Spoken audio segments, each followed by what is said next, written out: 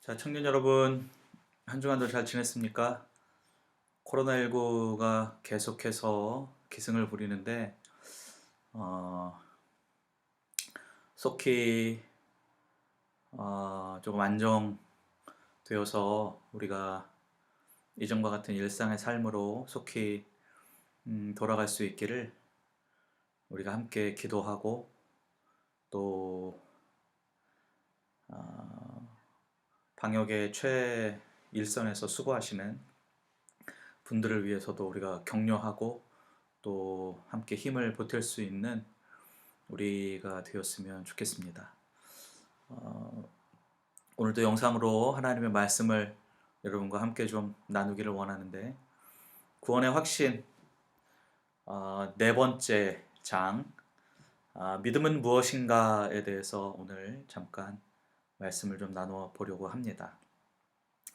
오늘 주제 말씀은 사도행전 16장 31절에서 32절까지의 말씀인데요. 우리 함께 좀 한 목소리로 읽어보겠습니다. 이르되 주 예수를 믿으라. 그리하면 너와 네 집이 구원을 받으리라 하고 주의 말씀을 그 사람과 그 집에 있는 모든 사람에게 전하더라. 아멘. 말씀의 배경을 조금 이야기를 해 볼게요. 바울과 실라가 로마의 감옥에 갇히게 되었죠. 그래서 매를 많이 맞고 몸이 만신창이가 되긴 하였지만, 우리가 잘 아는 대로 그 감옥 안에서 찬송과 기도를 이 두 사람이 하게 됩니다. 그때 갑자기 큰 지진이 일어나게 되고 옥터가 움직이고 옥문이 열리게 되죠. 그리고 죄수들의 매였던 모든 것들이 풀어지는 놀라운 일이 벌어지게 됩니다. 간수가 자다가 깨어 옥문이 다 열리고 죄수들이 도망한 줄 생각하고 그 자리에서 스스로 목숨을 끊으려고 합니다. 그때 바울이 소리를 질러서 우리가 여기에 있노라 라고 외치며 그 간수의 목숨을, 생명을 살리게 됩니다. 감동한 간수가 이 질문을 하죠. 선생들이여, 내가 어떻게 하여야 구원을 받으리까? 라고 바울과 실라에게 묻습니다. 여러분, 어떻게 하면 구원을 받을 수 있습니까? 여러분에게도 간수의 질문을 동일하게 해보고 싶네요. 어떻게 하면 구원을 받을 수 있습니까? 믿으라 라고 바울은 이야기했습니다. 주 예수를 믿으라. 믿으라 라고 하는 바울의 대답은 아마도 성경에서 구원을 받기 위해 우리가 무엇을 해야 하는지에 대한 가장 단순하고도 가장 정확한 대답일 것입니다. 하지만 예수님이 하나님의 아들이시고 우리 죄를 위해 십자가 위에서 죽으셨다는 사실을 정신적으로, 그냥 머리로 인정하는 것, 그것이 바울이 말한 믿으라 라고 하는 말의 전부였을까? 라고 하는 것을 생각해 본다면 그것은 아닐 것이다 하는 것이죠. 제가 대학원 시절에 전도폭발 훈련을 받았는데, 전도폭발 훈련의 복음 제시 가운데 5번째가 믿음에 관한 것이었거든요. 그런데 잘못된 믿음이 무엇이냐라는 내용이 있어요. 그것은 우리나라의 세종대왕이나 또 이순신 장군이 과거에 살았고 또 우리나라를 위해서 큰 업적을 세웠다라는 것을 믿는 것, 그것과 똑같이 예수님이라는 사람도 아주 선하게 또 성인 군자로서 많은 사람들에게 착한 일을 하고 또 아주 능력 있고 위대한 메시지를 선포하다가 뜻하지 않게 십자가에서 죽은 한 사람으로 믿는 것, 그것은 우리가 범할 수 있는 아주 잘못된 믿음의 예 중에 하나다라고 배웠던 것이 기억이 납니다.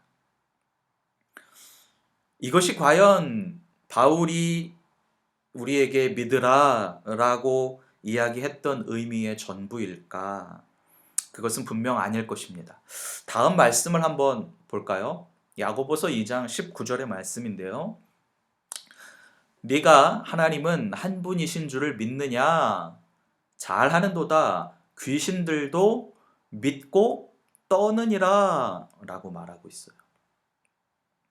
우리도 하나님이 한 분이신 것을 믿는데 귀신들도 그것을 믿는다는 거예요.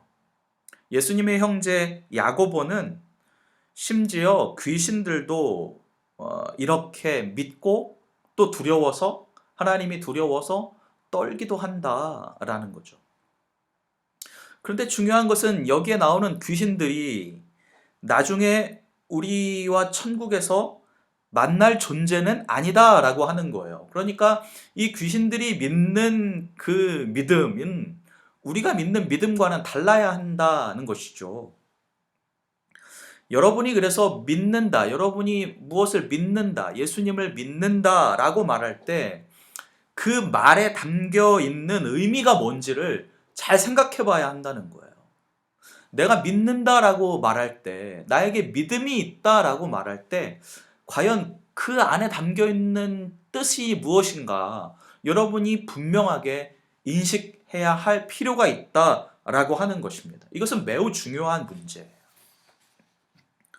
그래서 성경적인 믿음이 뭐냐라는 것은 의지적인 측면을 포함한다라는 거예요. 우리의 의지. 그냥 어떤 막연한 정신적인 것, 그리고 우리의 말뿐인 믿음이 아니라 성경에서 말하는 믿음은 우리의 의지를 포함하게 한다라는 거예요. 마가복음 1장에서 예수님이 군중들을 불러서 이렇게 말씀하셨어요.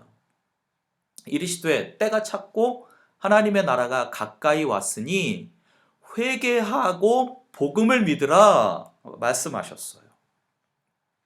예수님은 참된 믿음에 회개라는 것이 반드시 동반되어야 한다라고 말씀하시는 거죠. 회개가 뭐냐? 행동하는 믿음이에요. 회개는 행동하는 믿음이에요. 믿는다는 것은 정신적으로 막연하게 그리고 말로 쉽게 인정하는 게 아니라 회개, 즉 이전과는 다르게 하나님의 말씀대로 살기 위해 의지를 발휘해서, 우리의 의지를 발휘해서 행동하는 것을 말해요. 그래서 회개와 믿음은 동전의 양면과 같은 거죠. 그러니까 우리가 회개한다라고 말할 때 거기에 의지가 동반되는 행동이 함께 뒤따르지 않으면 우리는 진짜 회개했다고 말할 수 없는 거예요. 그냥 기도할 때 회개합니다, 회개합니다, 중언부언하는 것밖에 되지 않는다라고 하는 거예요. 예수님이 회개한 다음에 복음을 믿으라 라고 말했을 때 회개라는 것은 우리의 의지가 동반되어서 이제는 하나님의 말씀대로 살겠습니다 라고 말할 뿐만 아니라 그에 따르는 행동이 수반되는 것이다 라고 하는 것이죠. 자, 이 그림을 잘 보세요. 우리는 회개와 믿음을 통해서 예수님이 살고 죽으셨다는 사실을 믿을 뿐만 아니라 그분이 우리를 위해서 살고 죽으셨다는 사실을 믿고 우리의 구원의 소망을 그분 안에 두기로 선택했어요. 그죠? 여러분은 예수 그리스도를 선택했어요. 예수님은 정말 나를 살려주시기 위해서 이 땅에 오셔서 십자가에 죽으시고 부활하셨다라는 것을 분명히 확신하고 나의 영원한 소망을 예수님께 두기로 예수님을 선택했죠. 여러분, 예수님을 선택했어요. 우리는 역사적 사실로서 예수님이 주님이심을 믿을 뿐만 아니라 우리의 의지적인 행위로서 그분이 우리의 정당한 주권자이자 우리 삶의 주인이심을 믿고 그분께 행함으로 순종해요. 우리가 예수님을 선택했다라고 하는 것은 그냥 선택한 그 순간 끝이 아니라 우리가 예수님을 선택했다면 예수님의 말씀에 순종, 행함으로, 우리가 행동함으로 순종해야 한다라는 거죠. 선택은 행함을 동반하고 선택은 순종을 동반하게 되어 있다라고 하는 거예요. 사랑하는 청년 여러분, 히브리서 저자가 구약의 위대한 믿음의 영웅들을 높일 때, 히브리서 11장에서 믿음의 수많은 선배들을 언급하면서 그들을 높일 때 그는 각 사람의 믿음을 이들의 행동과 동일시했어요. 예를 들어서 노아는 방주를 지었어요. 방주를 지은 것이 믿음이에요. 그 노아의 믿음이 방주를 짓는 행위로 나타났다는 거죠. 아브라함은 하나님의 명령에 따라 본토 친척 아비집을 떠났어요. 야곱은 믿음으로 그의 손자들을 축복해 주었어요. 요셉은 믿음으로 쟁취하는 삶을 처절하게 살았죠. 모세는 이스라엘 백성들을 위해서 고난받기로 선택했어요. 그리고 여호수아는 여리고성을 묵묵히 돌았어요. 모두 행동이 동반되어요. 근데 그 행동이 뭐예요? 그들이 우리에게 보여준 믿음이라는 거죠. 그래서 위대한 믿음의 장은 행동을 드러내는 장이에요. 행동에 대한 장이라고요. 믿음은 행동하는 거예요. 사실 히브리어에는 믿음이라는 명사가 없다고 합니다. 왜? 믿음이 행위를 떠나서는 존재하지 않기 때문이죠. 믿음이라는 것은 동사적인 것이기 때문에 믿음이라고 하는 명사가 없다는 거예요. 믿음은 행위를 떠나서는 존재하지 않기 때문에. 여러분, 믿음은 정신적인 동의로 시작해요. 아, 예수님 내가 믿습니다 라고 하는 정신적인 동의로 시작하지만 정신적인 동의가 행위가 따르는 순종으로 이어지지 않는다면 그것은 아직 믿음이 아닌 거예요. 그것은 아직 믿는다라고 말할 수 없는 거예요. 여러분, 많은 그리스도인들이 생각하는 구원의 방식이 뭘까요? 여러분이 생각하는 구원의 방식이 뭘까요? 아마 1장에서 언급했을 거예요. 이 책의 저자가 1장에서 언급했어요. 많은 그리스도인이 생각하는 구원의 방식은 내가 죄인이라는 사실, 그리고 구원을 받기 위해서는 예수님이 필요하다는 사실을 깨달아요. 그렇죠? 그래서 그분에게 나아가 예수 그리스도를 내 마음에 영접합니다. 나중에 내가 정말로 구원을 받았는지 의심이 들 때면 우리는 마음속으로 그 회심에, 과거에 내가 회심했던 순간을 떠올리고 반복하고 재생해서 그래, 그때 내가 구원을 받았지 확신해요. 그리고 그때 느꼈던, 그 이후에 느꼈던 감정들을 되새깁니다. 이건 분명 효과가 있죠. 하지만 여러분이 이것을 제대로 한 걸까? 1장에서 저자가 이야기했죠. 아, 이거 내가 제대로 한 걸까? 그때 내가 진짜 회개한 걸까? 그때 내가 진짜 예수님을 확실하게 영접을 한 걸까? 라는 의심이 들기 시작하면 어떻게 해야 된다고요? 또 예수님께 나아가서 그분을 다시 영접해야 한다는 거예요. 이 저자가 그때마다 또 세례를 받고 또 세례를 받았던 것처럼. 아마 여러분에게 확신이 사라져버린다면 여러분의 일생 동안 수도 없이 여러분은 예수님을 계속 영접해야 돼요. 아, 구원을 받았나 안 받았나? 의심이 들 때마다 여러분은 계속 예수님을 영접해야 할 것입니다. 그런데 성경은 구원의 순간을 다르게 묘사한다라는 거예요. 다르게. 가운데 past, 과거. 그리고 그 아래 보면 present, 현재.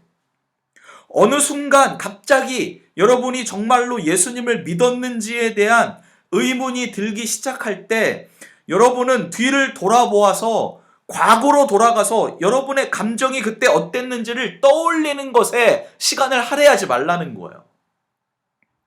과거로 돌아가서 내가 그때 어떤 감정이었지? 그때 내가 어떻게 예수님을 믿음으로 영접하고 확신이 들었지? 자꾸 과거를 떠올리지 말고 여러분이 현재 거하는 곳을 보라는 거예요.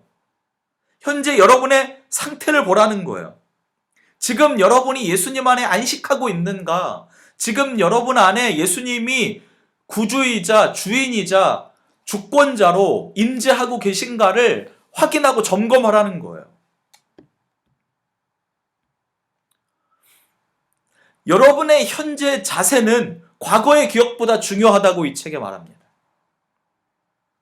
여러분의 현재가 여러분의 과거보다 중요하다는 거예요. 그래서 오늘 설교 가운데 제일 중요한 말인 것 같아요. 회심이라는 것은 의식의 완성이 아니라 관계의 시작이라는 거예요. 이 말은 정말 중요해요. 내가 구원을 확신하며 혼자 별짓을 다 해도 예수님은 나와 전혀 관계를 맺고 있지 않다면 그 상황은 정말 절망적인 거예요.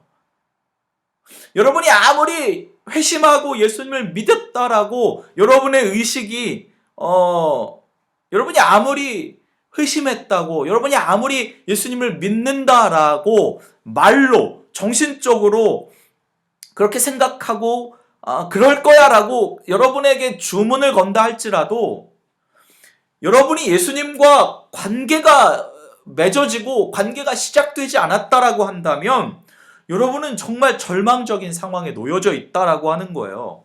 여러분의 착각 속에서 신앙생활을 하고 있다는 거죠. 내가 정말 회심하고 믿음으로 구원의 확신을 갖고 있다면 지금 현재도 예수님은 여러분과 관계를 맺고 있다는 거예요. 예수님과 여러분의 관계의 수레바퀴가 지금도 계속해서 여러분의 삶 가운데 돌아가고 있다는 것이 중요하다는 거예요. 그래서 사도 요한은 믿음을 거의 대부분 현재형으로 이야기합니다. 여러분이 현재 그리스도 안에 거하고 있느냐는 사실을 계속 점검하기 바라요. 여러분이 구원받았는지를 알고자 할 때 천국을 향한 우리의 소망이 현재 어디에 머물고 있는지를 꼭 확인해 보기를 바랍니다. 저는 여러분들이 어떤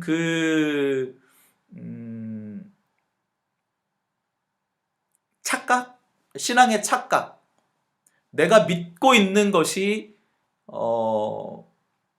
정말 확실한 믿음이다라는 착각, 예수님은 여러분과 전혀 관계를 맺고 있지 않으신데 여러분은 관계를 맺고 있다라고 착각하면서 신앙생활하고 있지는 않은지 여러분의 모습을 좀 돌아보는 시간들이 될 수 있었으면 좋겠습니다. 여러분이 믿고 확신한다면 여러분이 회개하고 여러분의 어떤 그 의지를 발휘해서 행함으로 믿음을 드러내고 있다면 여러분은 예수님과 관계를 맺고 있는 거예요. 여러분이 예수님을 선택했다면 반드시 행함이 뒤따르는 믿음을 예수님께 보여야 한다라고 하는 것이죠. 히브리서 11장에 나와 있는 믿음의 선배들과 같이 말입니다.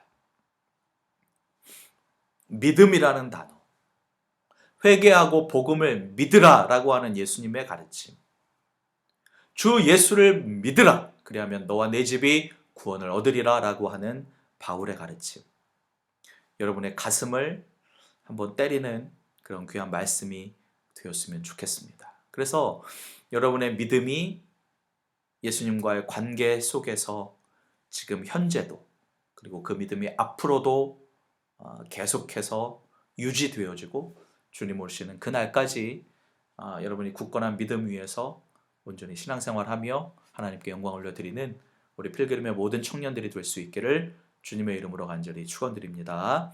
기도하겠습니다. 사랑의 하나님, 우리의 믿음을 점검하게 도와 주시옵소서. 우리가 회개하고 의지를 발휘하여 우리가 예수님을 선택하고 또 그 안에서 우리가 행함으로 순종하며 살아갈 수 있도록 축복하여 주시옵소서. 하나님, 과거를 자꾸 돌아보지 않게 하시고 현재 내가 주 안에서 안식하며 예수 그리스도를 주인 삼고 주권자 삼고 구주로 확신하고 있는지 우리가 다시 한번 점검하며 하나님께 나아가는 믿음의 청년들 되게 인도하여 주시옵소서. 감사를 드리며 예수님의 이름으로 기도하옵나이다. 아멘. 여러분 한 주간도 또 믿음 안에서 승리하기를 바라고 또 여러분의 건강을 잘 챙기고 또 있는 자리에서 또 주와 동행하는 우리 청년들이 될 수 있었으면 좋겠습니다. 빨리 우리가 함께 모여서 예배 드릴 수 있도록 또 기도하고 또 준비하는 우리 필그림의 청년들이 될 수 있었으면 좋겠습니다. 연말 잘 보내고 또 다음 주에 영상을 통해서 만나면 좋겠습니다. 감사합니다.